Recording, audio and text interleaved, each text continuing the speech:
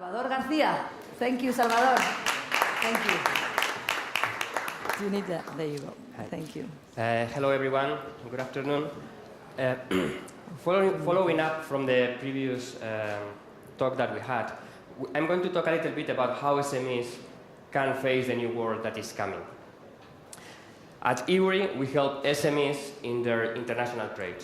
We offer financial services and products that help them when they are importing or when they are exporting.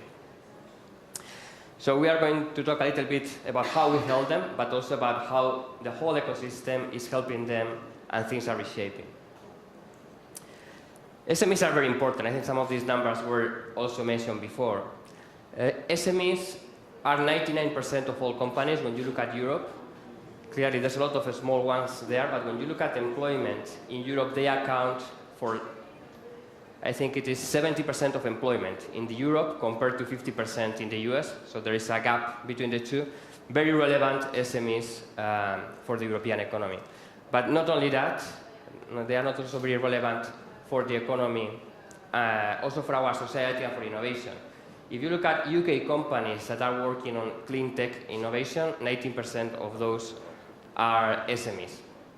And also another important or relevant data is if you look at the 5 biggest companies, or by market cap, all of them have an average life of only 27 years, which is a very short period of time. Those companies have recently changed.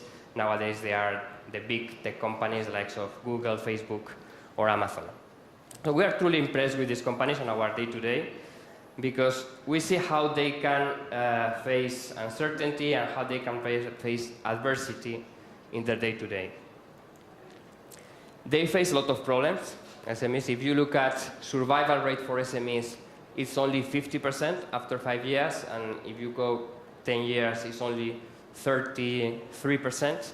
And they have a lot of other problems, like funding their customers, because they usually have very low marketing budgets or very low spend in customer acquisition. Talent is something also that was commented before. Getting the best talent for these companies is usually harder. Competition, they need to compete with the big guys.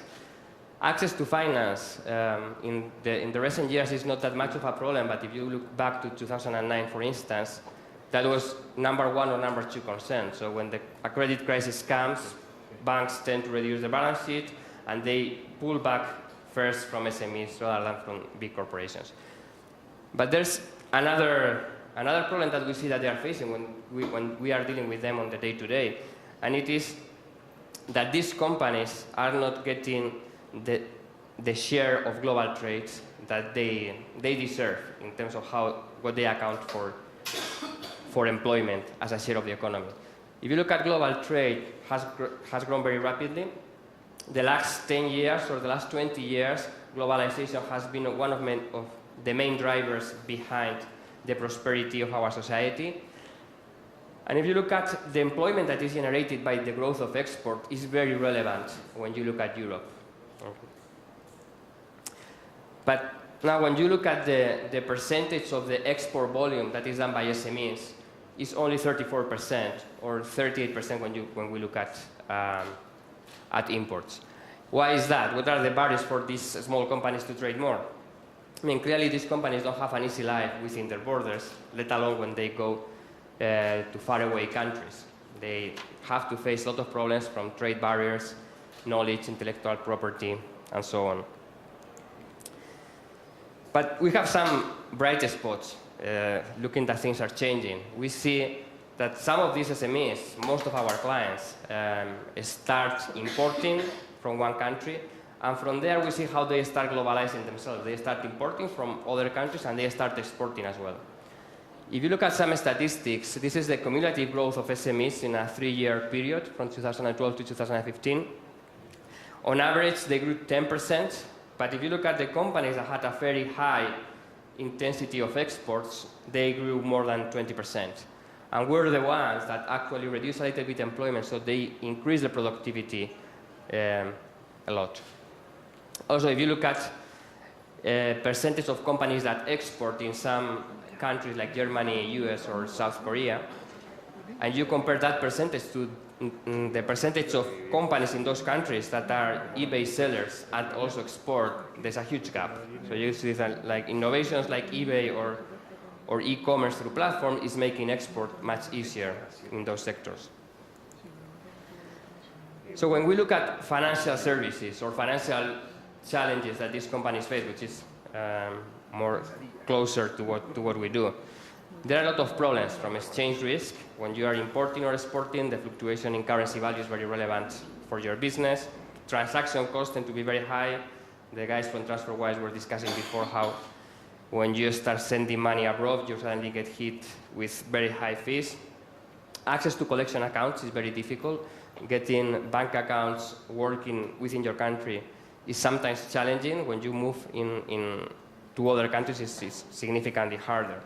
And also limited access to financing that is linked to global trade. This is coming from some of our clients, some testimonials. When they are operating in Africa, it's very difficult for them to deal with currency risk because those currencies are highly volatile. Or the fees that they see that are related to the financial products that they need are eating a very big share of their margins associated to that global trade.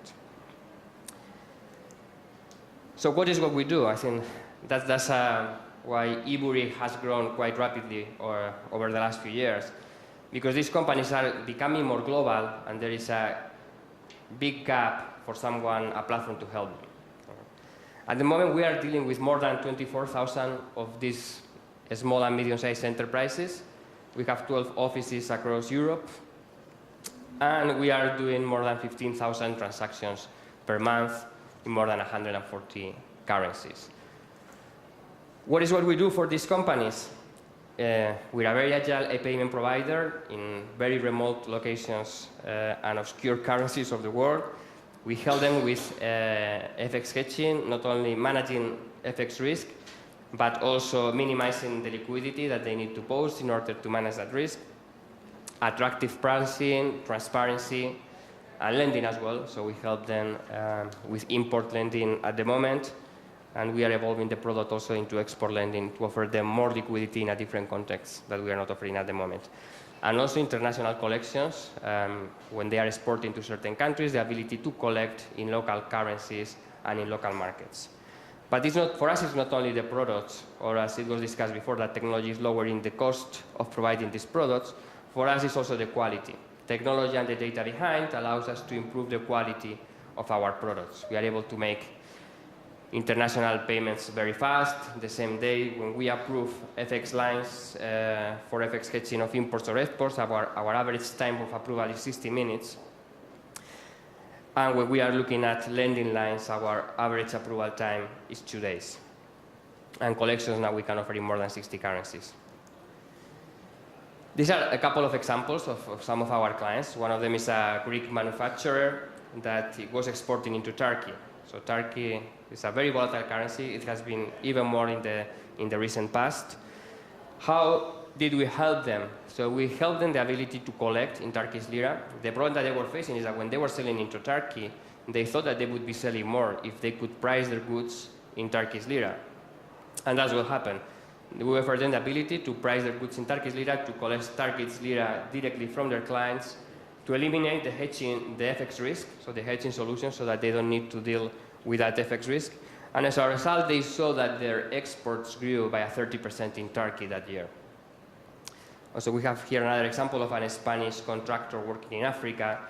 A lot of problems to pay in local currencies. So we help them with the payments and collections in low liquidity currencies, and also with hedging the risk of those currencies that are, as I was saying, highly volatile.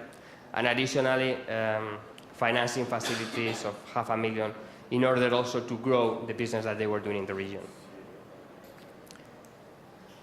But it's not only what we are doing for them. Since SMEs face a lot of problems, we find very brave businesses that are doing great. But what we see is that technology is somehow democratizing the access to the services that these companies need on their day-to-day of running their companies. So if you look at online distribution, you have platforms like eBay or Magento that are marketplaces that are lowering the cost to SMEs, or cloud IT, or data and artificial intelligence. That's an area that for us is very relevant, is where we see more interesting things happening in the company over the next few years. But for SMEs, it's lowering the cost to access very, very relevant products to them as well. Talent. I think that if you think of access to talent, that is one of the main problems that these companies have. It has never been easier to train your own staff than it is nowadays. No? And it's very early days for what is called edutech, but there's huge possibilities in order to get transferred knowledge across countries. Admin, this is another area that is usually one where our clients tend to be very light. They don't have good systems to manage the day-to-day of their companies.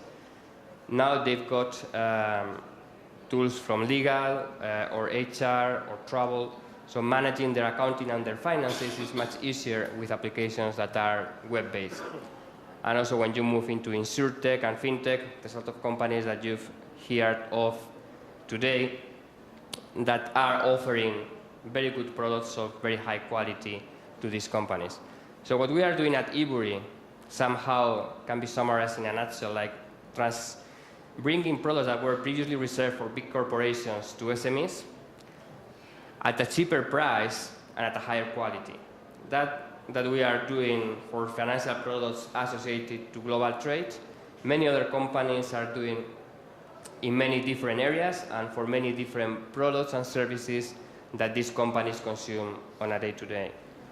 So when you combine that better access to products with the, I would say, innate ability to fight and to thrive and to grow and innovate, we see a very bright future for these companies in the next decade, I think. So I will finalize, this is quoting the economists, but we fully agree. In information technology, lowering the cost to provide these services is enabling these companies to compete on a much more level field with the big corporations. Okay. So thank you, everyone.